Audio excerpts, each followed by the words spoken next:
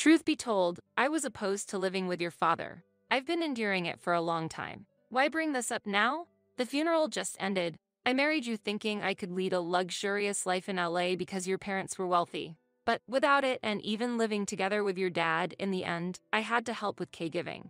It really made me angry. Hearing my husband's true intentions, I was greatly shocked. Unable to speak from the shock, Kyle added, I've been patient all this time. As a reward, give me your father's high-rise condo. It's only fair that I get that much. Wanting to push the conversation forward, he continued speaking briskly. Listen, my parents are already selling their house to move here. Staying in a hotel for a long time will cost a fortune, so hand over the high-rise condo quickly. The high-rise condo that your mother mentioned earlier. Could it be? Realizing my husband's plan, I blurted that out. In response, Kyle smirked triumphantly. Finally got it, huh? The high-rise condo you'll inherit is going to my parents. If you don't like it, let's get a divorce. He said this and handed me the divorce papers. My name is Sophia. I work at a credit union in LA. I was in my mid-30s and had almost given up on marriage when I met Kyle. He was running a cafe in LA and was a client for the financing I was handling. Originally from the countryside, he pursued his dreams with the enthusiasm of a boy, his eyes sparkling as he passionately talked about what he wanted his shop to be like and what he wanted to achieve. Kyle was 4 years younger than me, and even after I was no longer handling his account, he would contact me personally, having developed romantic feelings for me. After several dates, we started dating and got married within 6 months, then began living together in an apartment. One day, I headed to my hometown for the first time in a while. Despite being only a 20-minute train ride away, it had been about half a year since I last visited. My mother passed away several years ago, and my nearly 70-year-old father was living alone. He seemed to enjoy his hobbies and didn't mind living alone, but he had recently slipped on the stairs. He insisted he was fine, but I was concerned and went to visit. When I arrived, the entrance was a mess, which was unimaginable for my neat freak father who wouldn't leave his shoes unaligned or packages lying around. When he came out of the room, he was smiling but limping, which surprised me. Are you okay? I asked worriedly as I approached him to ask how he was feeling. He seemed a bit embarrassed and replied, It's probably my age, but I end up like this over little things. It's troubling how slowly I heal. Don't overdo it. Shall I carry these packages to your room? Is there anything else I can help with? When I asked, my father scratched his head and said, I'm sorry. Seeing my father after such a long time, he seemed visibly smaller than before. His limp made him appear frail. I couldn't help but worry about him living alone. With no close relatives nearby and my job to consider, commuting daily to my father's house was challenging. The thought of living together crossed my mind. However, this was not a decision I could make alone. That day, I prepared meals for a few days to ensure my father could rest comfortably and left my home. After returning home distressed, I shared my father's recent condition with Kyle, who had just come back. He's nearly 70, huh? That must be tough. Yes, it is. With his leg condition, I'm sure even shopping is a struggle. I wish I could go every day to check on him, but that's difficult. True, your workplace is in the opposite direction. So, if it's okay with you, could we consider living with my dad? Kyle looked surprised and his eyes widened. I couldn't tell if his reaction was positive or negative, and I felt a bit anxious. I intend to contribute to the living expenses. There's no rent, and it would be closer to your cafe. My commute would be a bit longer, though, but I think there are no downsides for you. After saying this, Kyle remained silent, thinking it over. Finally, he clapped his hands decisively and said, Let's live together. Really? Yes. As you said, it might be good for me too. Most importantly, I'm worried about your father. If it eases your concerns, living together is a good choice. Kyle, thank you. And so, we moved to my family home and started a new life with my father. My father owned a high-rise condo and had rental income, so he had a stable income even after retirement. He still had some retirement funds left, and he said we didn't need to pay rent or living expenses. Meanwhile, Kyle's cafe was not doing well, and his income was decreasing. Living with my father helped our finances, and I took on all household responsibilities as a way to give back. On weekends, I acted as a driver, taking my father to places he wanted to visit. Although his mobility was limited, my father, who had always been active, seemed to enjoy his lifestyle. Next, I want to go here. During the weekdays, my father would research various places on his computer, seriously picking where to go on the weekend. When he decided, he always reported back to me with a smile. For me, going to the places my father was interested in became a highlight of my weekends, and a good relationship was established between Kyle, my father, and me. I felt the decision to live together was the right one. However, these peaceful days did not last. One day, my father fell indoors and became bedridden, not just limping anymore. It was then that Kyle began to show his true colors. I thought, Dad's lunch is still here. When I returned from work, I found my father's lunch, which I had prepared in the morning, left untouched in the kitchen, and I instantly had a bad feeling. I rushed to my father's room. Dad, what happened to your lunch? Are you feeling ill? Welcome back, Sophia. My condition is the same as usual. I'm fine. Did Kyle forget to prepare it again? Kyle is busy with his work. It's understandable he forgets. Despite my father defending him, I was upset with Kyle's recent behavior. This was not the first time Kyle had failed to serve my father's lunch. Since my father became bedridden and could no longer leave his room on his own, I had relied on Kyle, who started work later, to provide lunch for him. However, though my father required caregiving, Kyle was clearly reluctant in taking care of him, and he only helped a few times. After that, he began to refuse, making excuses, and neglecting my father. Even when I asked for help, Kyle's attitude did not change. On the contrary, he started to speak harshly. Why do I have to take care of your dad? But you agreed to live together, didn't you? But I never said I'd do caregiving. Since we started living together, Kyle had been receiving a significant amount of financial support from my father for his store. In such a situation, I was angry with my husband for complaining about caregiving and not showing gratitude. Moreover, complaints came from his parents too. We thought it was wonderful to live in a single-family home in LA, but to think you moved in together just to make Kyle take care of your father. What? I didn't mean that. Moving in was a decision made together with Kyle. Kyle said he accepted because you pushed him hard. I feel sorry for Kyle. You should manage your own parents' issues yourself. My mother-in-law shouted this and hung up the phone before I could argue. I was upset not only by Kyle's portrayal of our situation to his parents, but also by my mother-in-law's response. Despite knowing that my father had become bedridden, his parents did not offer any words of concern for his health or any appreciation for me. The call from my mother-in-law brought not only anger but also sadness. I thought, can I really consider them as family if they don't cooperate in such circumstances? Thinking this, I spent my days overwhelmed with work, household chores, and caring for my father. After a while, my father passed away. Although he used to enjoy going out, after becoming bedridden, he appeared cheerful but gradually became depressed and lost his appetite. Until the end, he acted cheerful, saying, "Don't worry, I'm fine," and concerned about whether I was getting along with Kyle. Looking back, I feel I burdened him greatly. After my father's funeral, regret continued to pierce my heart. I tormented myself with self-loathing, wondering if I could have done more, or if discussing things properly with Kyle could have spared my father the worry. At that moment, I heard the door open and looked towards the entrance. I thought it was Kyle returning home, but his parents followed him inside. I hurried to the entrance. "Father or mother, thank you so much for coming all this way." Kyle's parents had traveled several hours by train from their home, staying at a hotel to attend the wake and funeral. I expressed my sincere gratitude. However, the response I received was unexpected. "Don't mention it. More importantly, when would be a good time to move? We'd like to do it as soon as possible." I was confused, not understanding what they were talking about. But despite my confusion, my mother-in-law continued the conversation. "I've always dreamed of living in the heart of the city. A high-rise condo, I never imagined it. It's like a dream, isn't it? Yes, the view must be amazing. I can hardly wait." My father-in-law replied with anticipation. I was bewildered by the sudden mention of moving and high-rise condo, unable to grasp the situation. "Mom and Dad have always dreamed of living in a high-rise condo," Kyle said. As I remained silent, Kyle, frustrated by my lack of response, glared at me. "Truth be told, I was opposed to living with your father. I've been enduring it for a long time. Why bring this up now? The funeral just ended.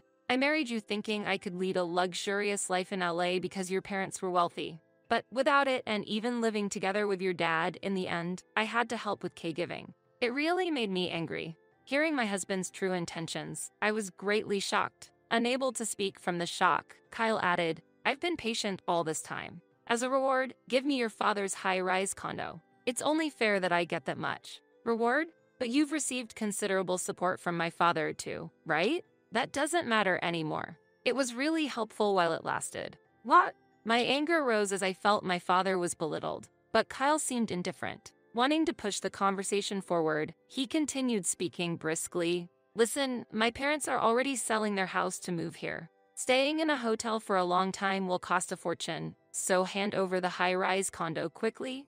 The high-rise condo that your mother mentioned earlier. Could it be? Realizing my husband's plan, I blurted that out. In response, Kyle smirked triumphantly. Finally got it, huh? The high-rise condo you'll inherit is going to my parents. If you don't like it, let's get a divorce. He said this and handed me the divorce papers. At the word divorce, something inside me snapped. I thought, I've reached my limit. Okay. What? Kyle looked unable to hide his surprise at my brisk reply. Hey, are you serious? You're saying you want to divorce? That's fine. I can imagine continuing to live with someone who married me for money and despises even the help my father gave. Just get out of my sight. I shouted loudly and snatched the divorce papers from Kyle. For a moment, he was taken aback, but he quickly regained his composure. Your father has passed away, and you're not thinking clearly. What? I'll give you 3 days to think it over. Make sure you don't regret this. With that, he left the house, taking his parents with him. 3 days later, as scheduled, Kyle and his parents showed up in front of the high-rise condo. They were trying to enter the condo without permission, but I had already taken precautions. When Kyle rang the intercom, someone appeared from inside the house. This will be hours from now on. Could you please leave quickly? Kyle was saying that politely, but his attitude conveyed disdain. However, the person calmly responded to Kyle, saying, I own this property. I cannot leave. That's impossible. My wife inherited this high-rise condo. It can't be yours. Unfortunately, what this person is saying is correct. Hot Sophia. Surprised to see me emerge from behind the resident, Kyle was taken aback. I explained to Kyle, this person is Mr. Simpson, a friend of my father. He has been living here for a while, but it doesn't make sense for this to be his. It was originally your father's and you were supposed to inherit it, weren't you? This room has already been sold. What?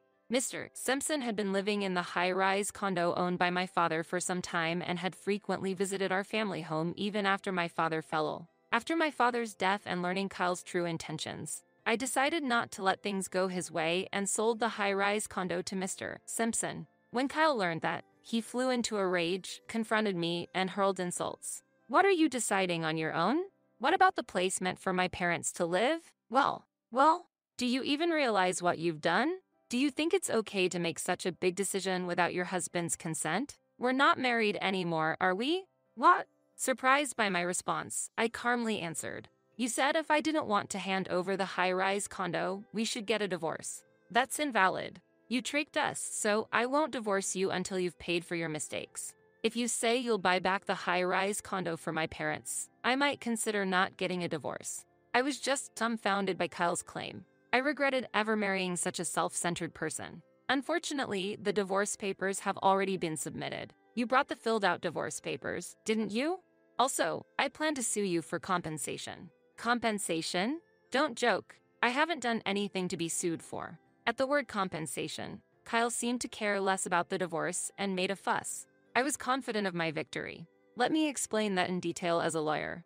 Mr. Simpson, who turned out to be a lawyer, intervened in our tense situation. Kyle couldn't hide his surprise upon learning that Mr. Simpson was a lawyer. You have verbally abused Sophia, who was caring for her father, and even after her father's death, you aggressively pursued the inheritance, causing her mental distress. These actions are sufficient grounds for a claim for damages. That's a lie. In front of liar Mr. Simpson, Kyle found himself unable to respond. Behind him, his parents were also looking terrified. A few minutes of silence followed. Unable to bear the weight of the silence, Kyle appeared on the verge of tears. Wait, Sophia. I was wrong. I apologize, so please drop the claim for compensation. My plan was, I intended to clear my debts by giving the high-rise condo to my parents. Kyle pleaded, but it was no longer of any concern to me. As I silently stared at Kyle with a cold look, my former mother-in-law began to speak. Sophia, Kyle was wrong this time. We apologize, too.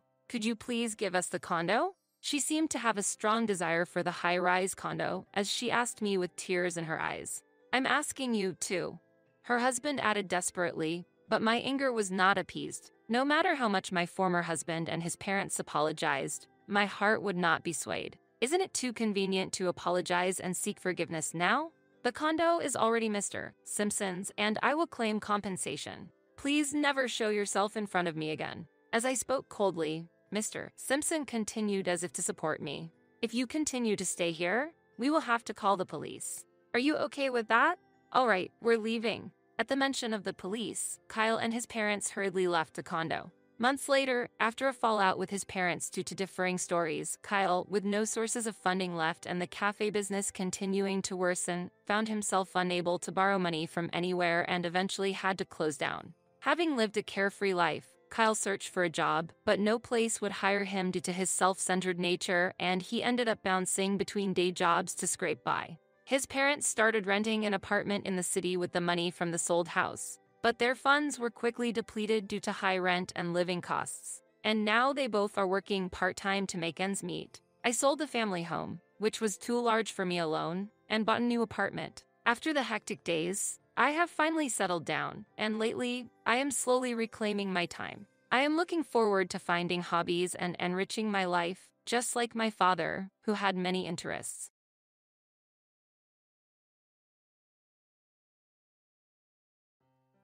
When Eric, my husband, learned that I could not inherit my father's fortune, he flew into a rage. Wait, what? You won't inherit the money? Then you're of no use to me. I want a divorce. After that declaration, he quickly remarried my sister. I took my revenge on them. I am Angela. I am 32 years old and an employee at a general company. It's been 2 years since I married Eric. Our marriage was arranged by our relatives. Our family, while small, owned property, and my sister Mari and I were the only daughters without sons. Relatives were then naturally concerned about who would take over the estate, so they recommended a husband who didn't mind marrying into our family.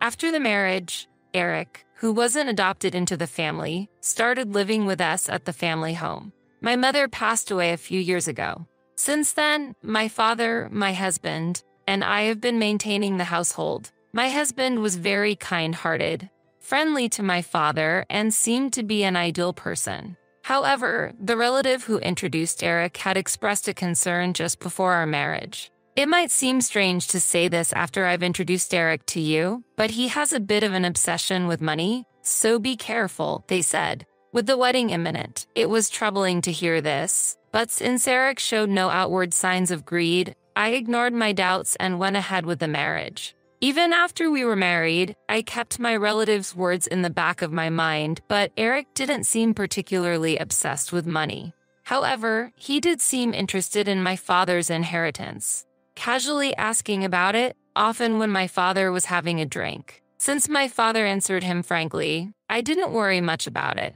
My husband also had another interest, my sister. She was 5 years younger than me, and in contrast to my calm demeanor, she was lively and energetic, with a glamorous social life with men.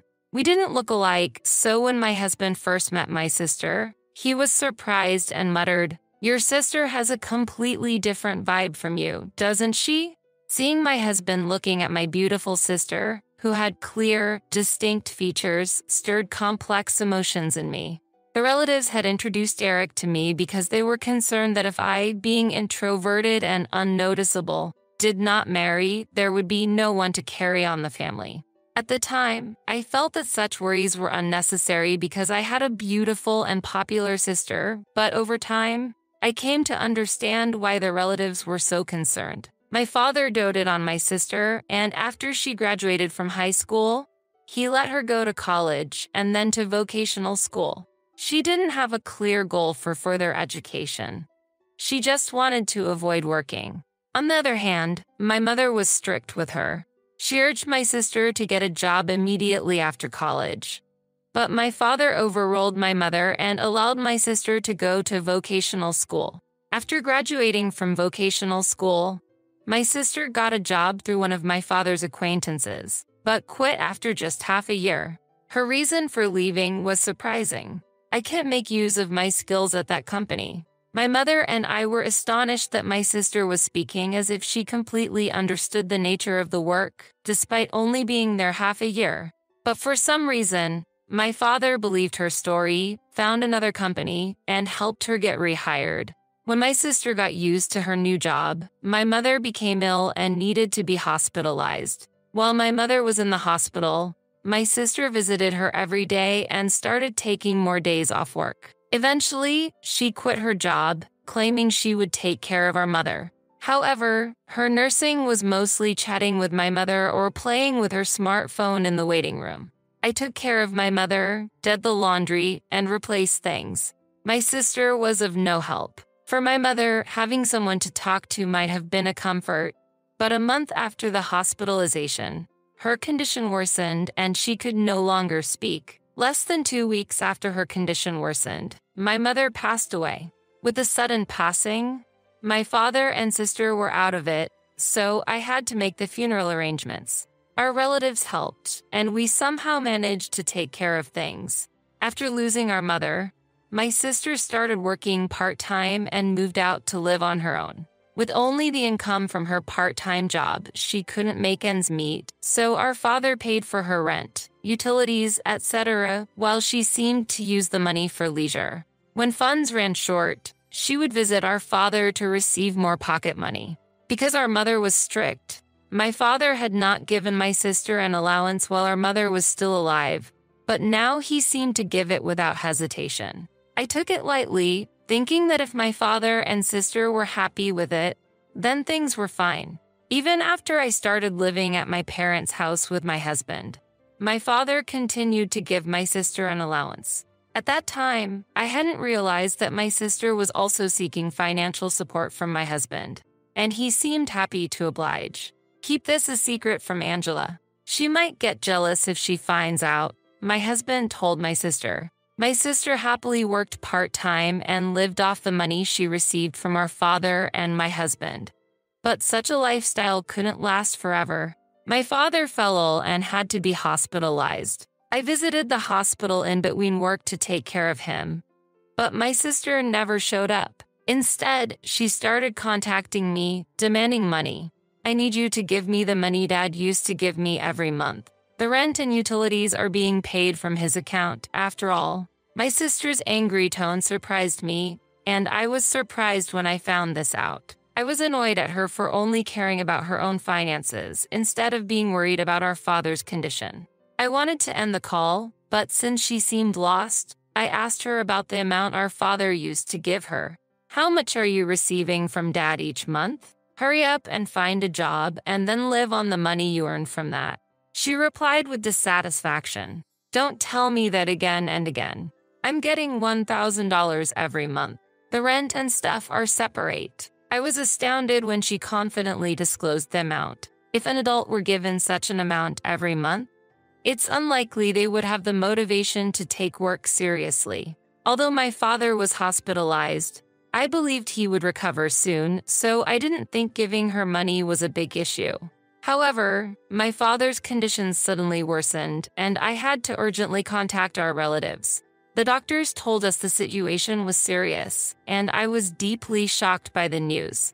I wanted my husband's support at such a time, but he hardly came to the hospital, citing work reasons. And when he did come, he would ask inappropriate questions like, "Is your father's inheritance large? Will you and your sister split it since you're the only children?" I was at a loss for words with a husband who showed interest only in my father's inheritance. The relatives' warning that my husband was money-hungry became a reality, and I felt disgusted. When I answered my sister's call and told her about our father's critical condition, she again prioritized her finances. "Well, anyway, make sure the monthly payment comes through."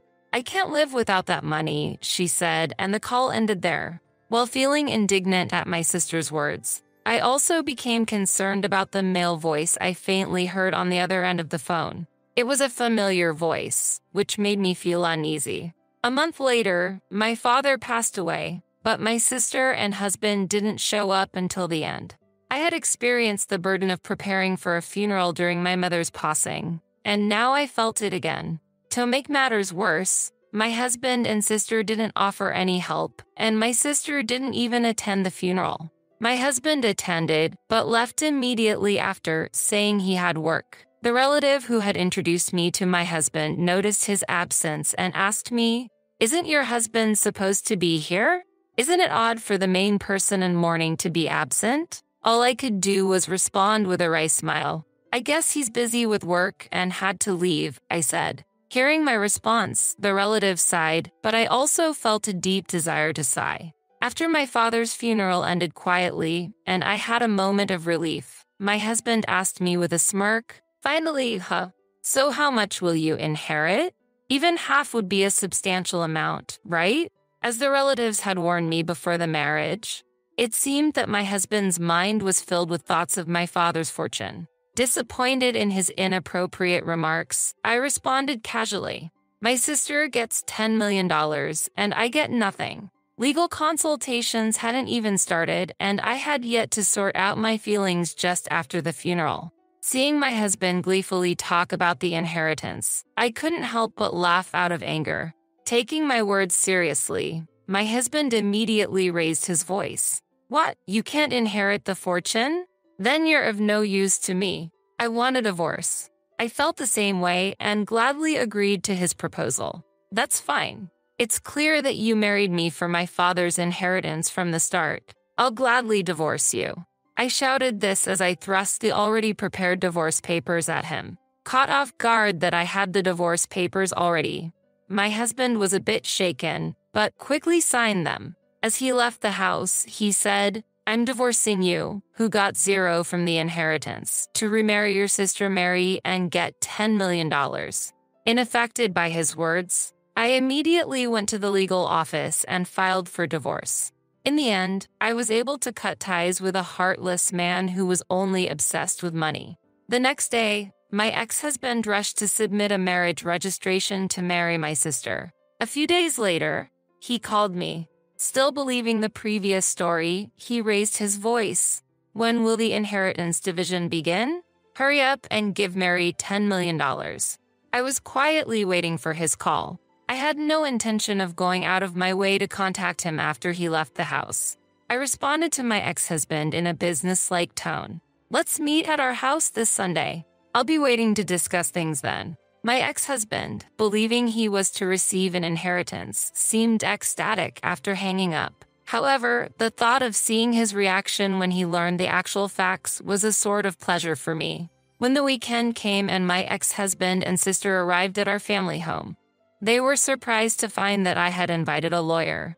But my ex-husband began to speak as if he were still satisfied. Of course, when inheriting a large sum of money, the presence of a lawyer is required. The lawyer then began to speak to my ex-husband with a puzzled look. "There is the matter of the inheritance. But before that, there is the issue of the compensation claim from Angela to you, Eric." As he said this, he showed him some photos. The photos captured my ex-husband leaving my sister's house, with the dates clearly marked. The lawyer continued to explain in detail to my ex-husband. "Here are photos that serve as evidence of infidelity before the divorce was finalized. Therefore, a payment for compensation is necessary."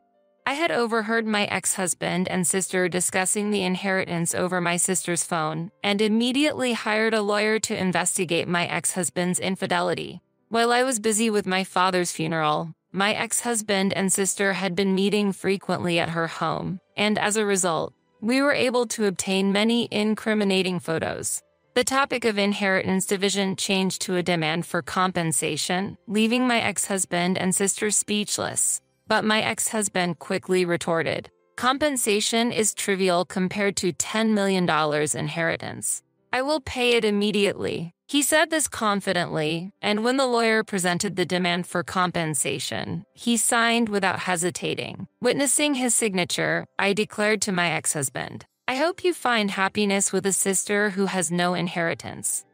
Now that you've signed, you'll certainly be paying compensation." My sister was dumbstruck upon learning there was no inheritance. "What do you mean I don't have an inheritance? I heard it was $10 million. My ex-husband also became red with indignation. "It's impossible, there's no inheritance. I won't let you have all of it." The lawyer began to explain the facts calmly to this furious couple. "Miss Mary is actually the daughter of your mother's previous husband and not legally related to your recently deceased father. As there was no adoption, she's not entitled to the inheritance. I explained the situation to my confused sister. You were too young to remember when our father and mother remarried, but I remember it well. I was 6 years old when our parents married, and I still remember the joy of having a new sister. What I never imagined was that this sister would one day take away my husband. Our young parents had their struggles, and I recall the people around them supporting their remarriage. My mother loved me as her own, and my father cared for my sister. Perhaps my father was especially considerate of her because she wasn't his biological daughter. They both had children from previous partners when they remarried. But my mother refused to adopt my sister with my father due to suspicions from relatives who thought she was after the father's wealth. The relatives urged me to marry quickly because they knew I was the only one who could inherit the father's property. There were no children between my father and mother, which may have been fortunate. If they had had children together, the inheritance issue would have been even more complicated. They probably avoided having children together to prevent such disputes. Now that it was clear my sister had no right to an inheritance, I understood why my father had always supported her. I had no legal adoption between my mother and I, but it never crossed my mind in day-to-day living. It seems our parents never told my sister about their remarriage, and she was learning the truth for the first time now. My ex-husband's expression, which had been filled with anger earlier, turned pale as he realized he wouldn't get the expected inheritance from my sister, and that his earlier signature would force him to pay compensation. With a pale face, he asked me, "Was what you said before, my sister gets $10 million and I get nothing, a lie?" Trying not to laugh, I answered, "Of course it was a lie. It was retaliation for your infidelity. Besides, my father's estate couldn't possibly be worth $10 million. Even if my father was a property owner, there was no way he had an inheritance of $10 million. My sister, who had been quiet for a long time, suddenly spoke up. "I did a lot of shopping relying on Dad's inheritance. And what about the money Dad used to send to me until now? Will you take care of it, big sister?" To my meek sister, I replied, "You already have a dependable husband in Eric, so you don't need any more help, do you? He should be taking care of you." My sister was staring at her pale-faced ex-husband, but he shook his head. I, too, have squandered a lot, expecting the inheritance from my father-in-law. I'm not in a position to help. I have my own overwhelming problems, like compensation. After saying this, he suddenly fell to his knees at my feet and began desperately apologizing. "Angela, I am truly sorry. It was all my mistake. Please forgive me and let me have another chance." The lawyer, preparing to leave, could not hide his laughter. The once arrogant attitude was gone, and now the sight of my husband groveling was almost comical. After the discussion, my ex-husband and sister left the house dejectedly and seemed to quickly finalize their divorce. For my ex-husband, who had remarried for the sake of my sister's inheritance, there was no longer any interest. As he had told my sister, he now owed me compensation and could not take care of her. Since he had no property, I decided to receive compensation from his salary in installments. The lawyer advised that this method would prevent any loss from non-payment. Meanwhile, my sister, having lost our father's support, had to make ends meet with daily part-time jobs, but she could not repay her debts and eventually went bankrupt. After she left the apartment she lived in, no one knew where she went. My father had provided financial support for my sister out of love, but such indulgence probably stinted her desire to work. Since I started to live alone at my parents' house, relatives have tried to introduce me to another marriage partner, but I refused. I want to avoid being introduced to a man like the last one, and next time, I plan to be careful and find a man to share my life with on my own.